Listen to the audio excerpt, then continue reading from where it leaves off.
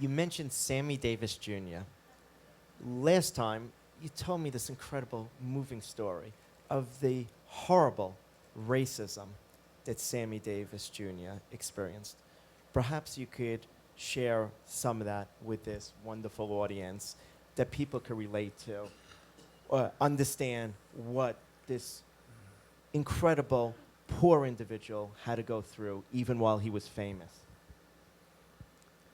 Well, Art Tatum was playing in Washington, D.C., and Rosemary Clooney and I were performing down there, but we heard that he was in a nightclub in Washington, D.C. And we enjoyed him. He was the greatest jazz piano player that you could ever dream of listening to.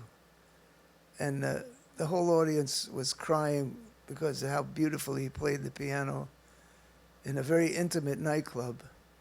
So we said, Rosie and I both said, let's go backstage and thank him for such a great show. So we were about to go backstage, and this was in 1950. And they said, you're not allowed backstage. I said, what do you mean? I said, but he's a friend of ours. We want to say hello to him. He said, well, he has to come out to see you. You can't see him. We could not believe the racial prejudice for one of the greatest artists that ever lived, Art Tatum, the greatest piano player that anybody could ever listen to.